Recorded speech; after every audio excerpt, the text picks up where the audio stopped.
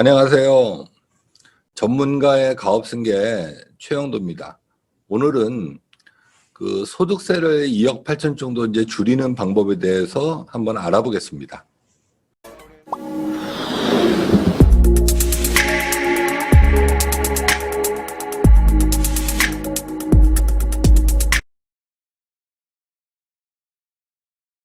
소득세 2억 8천 줄이기 한번 보시죠. 우리가 이제 소득세는 이제 1억 5천 이상의 금액을 가져올 경우에는 이제 세율이 38%입니다.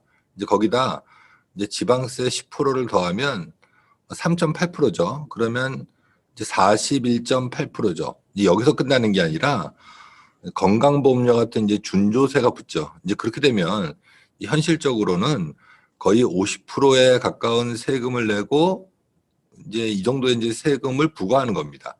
자, 사실 상당히 이제 큰 금액이죠. 자, 근데 이제 증여세. 만일 제가 이제 제 배우자한테 5억을 증여했다. 이제 이럴 경우에는 이제 1억에 대해서는 10%, 그리고 1억 초과분 5억까지, 그러니까 4억이죠. 4억에 대해서는 20%.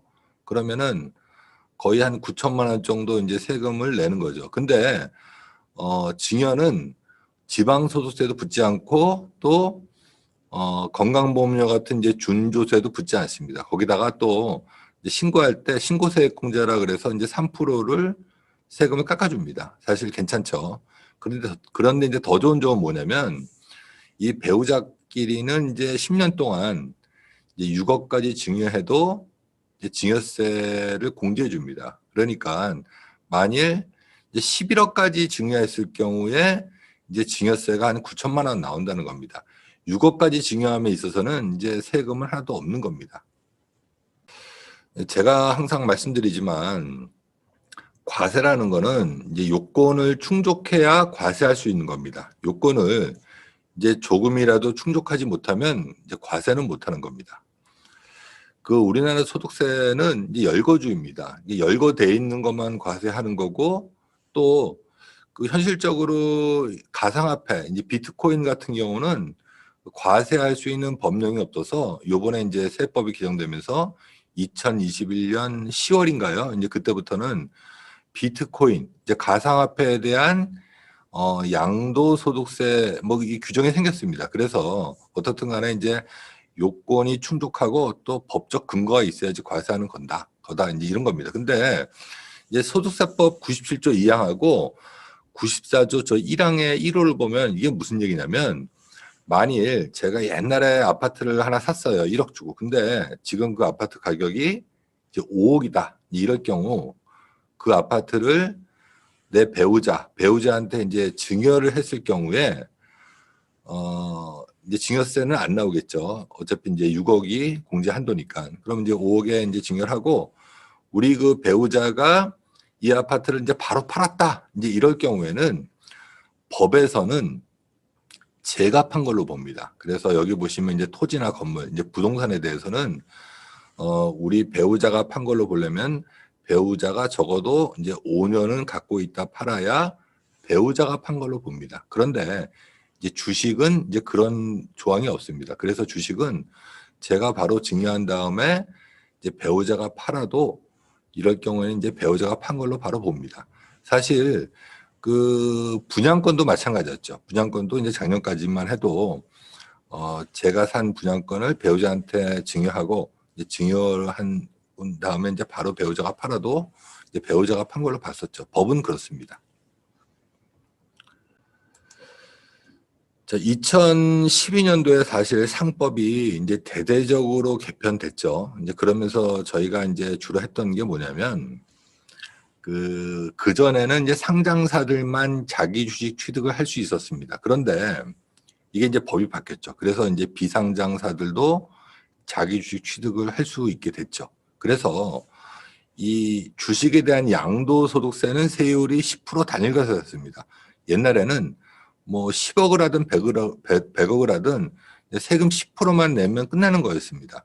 그런데 이제 그 우리 회사의 주식을 그러니까 이제 처음에 행명가가 10,000원짜리 주식을 지금 평가했더니 한 10만 원 됐어요. 그래서 그 주식을 회사에 이렇게 양도했다, 주식을 팔았다, 이럴 경우 이제 회사 입장에서 보는 겁니다. 회사 입장에서 이 주식을 산 목적이 우리가 그냥 보유하고 있다가 나중에 이제 투자나 뭐 이거 받기 위해서 그 주식을 나중에 누구한테 팔라고 이 주식을 보유할 목적으로 주식을 샀을 경우에는 판 대표님은 양도소득세로 과세를 하게 되어 있습니다. 그래서 이제 10%의 세율만 내고 그 주식에 대한 그 주식에 대한 이제 그 대가를 받아가셨죠. 사실 10%면 사실 엄청나게 싼 금액이죠. 그래서 저희가 이제 서류를 꾸며서 항상 이제 양도 목적으로, 그러니까 이제 보유 목적으로 이렇게 서류를 꾸몄죠. 근데 이 주식을 소각할 목적으로,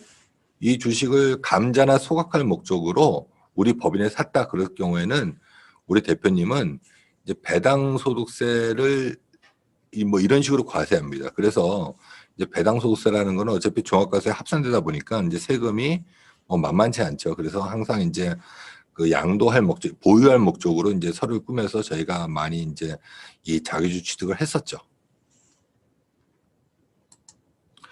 자, 그러면 이렇게 하면 어떨까요? 대표님이 주식을 이제 배우자한테 이제 6억까지 증여하는 겁니다. 증여하고 그럼 이제 어떻든 간에 증여세는 안 나오겠죠. 그 다음에 그 배우자분께서 회사에 주식을 매각하죠. 그러면 매각한 금액을 매각을 하면 이제 어떻든 간에 이제 그 차익을 받을 거 아닙니까? 그 배당이나 뭐 감자든 해서 뭐 이렇게 대가를 받을 거 아닙니까? 근데 이 과세라는 거는 내가 취득하는 원가와 팔아서 받은 대가, 이 차액에 대해서 과세하지 않습니까? 근데 이제 배우자분께서 이제 10만 원짜리 주식을, 물론 이제 액면가는 10,000원이었지만 증여받은 당시에는 이제 10만 원에 평가받아서 이제 증여를 받았겠죠. 이제 그 다음에 회사에 10만 원을 팔고 다시 그 대가로 10만 원을 받았다. 이제 이럴 경우, 그러니까 6억 7을 배우자한테 증여하고 배우자가 6억을 주식을 회사에 매각하고 다시 그 대가 6억을 받았다. 이럴 경우에 이제 과세할 수 없는 거죠. 사실 이 방법을 통해서 소득세 2억 8천을 절세할 수 있는 겁니다. 저희가 이제 계산을 해봤어요. 그랬더니 만약 이제 6억까지 했을 경우는 세금 하나도 없죠. 그리고 7억을 했다. 이제 이럴 경우에는 증여세, 그러니까 6억을 넘는 이제 1억에 대해서 증여세 이제 970만 원만 내면 되는 겁니다. 그 이후에 세금은 하나도 없는 겁니다. 그리고 20% 구간 6억 플러스 5억 11억을 이런 식으로 해서 이제 회사에서 인출했다. 이럴 경우에는 세금이 이제 8,730만 원. 사실 상당히 적은 세금으로, 더군다나 이거는 건강보험료나 뭐 준주세도 없는 거죠. 사실 상당히 파워풀한 전략이죠. 자, 근데 이제 이 방법은 그 몇 가지 이제 좀 사전에 미리 좀 확인해 볼 것들이 있습니다. 첫 번째는 그 만일 오늘 시점에 대표님이 사모님한테 증여했다, 6억어치를 증여했다, 이럴 경우에 오늘 시점부터 직전 10년을 봅니다. 그래서 그동안 증여한 게 있나 없나를 확인해 보고 뭐 이런 것들을 한번 따져봐야 되겠죠. 그리고 우리 대표님께서 이제 급여를 받은 다음에 이제 사모님한테, 그러니까 그 배우자분한테 이제 생활비를 줄 거 아닙니까? 근데 통상적인 생활비나 뭐 자녀 학비 이런 것들은 이제 증여로 보진 않습니다. 자, 그리고 두 번째는 우리 회사의 이제 가지급금, 보통 이제 중소기업들은 이제 가지급금이 많죠. 이제 가지급금을 그 없앨 목적으로 대표님이 주식을 증여하고 배우자한테, 그 다음에 배우자분이 대가를 받아서 다시 대표님이 받은 다음에 그 돈으로 가지급금을 정리했다. 이제 이럴 경우에는 대표님이 그 주식을 소각한 걸로 봅니다. 그래서 이거는 사실 상당히 좀 이렇게 방법적으로 좀 다른 방법을 취해야 되겠죠. 어떻든 간에 이거는 사실 상당히 조심해서 하셔야 되는 겁니다. 자, 그 다음에는 이제 부채 비율을 봐야 되겠죠. 어떻든 간에 이제 우리 회사 이제 자본이 감소되면 당연히 이제 부채 비율이 올라가니까 우리 회사 이제 부채 비율이 뭐 대외 신인도나 뭐 신용 등급이나 아니면 뭐 대출 금리 또 이제 대출 요건에 이제 영향을 많이 미치니까 이런 것들을 이제 확인해 봐야 되고, 그다음에 또 중요한 거는 이제 대표님의 지분이 줄어드는 겁니다. 이럴 경우에는 우리 회사에 만약 타인들이 들어와 있으면 그분들이 그 지분이 그 자연스럽게 올라가는 겁니다. 그래서 이제 이 부분도 중요하고, 또 만일 우리 회사가 가족 회사다. 그래서 자제분들이 좀 들어와 있고 또 다른 사람 없다. 이럴 경우에 대표님의 지분이 줄면서 자제분들 지분이 이게 올라가는 겁니다. 사실 이렇게 되면은 이제 일석이조죠. 어떻든 간에 이제 가업승계를 이렇게 이런 식으로도 이렇게 준비할 수 있는 거죠.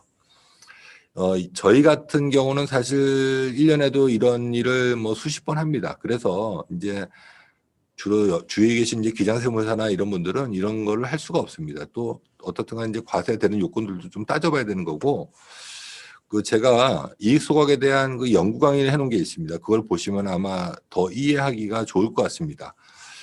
그 구독과 좋아요를 눌러주시면은 영상을 만드는 저한테는 큰 힘이 됩니다. 감사합니다.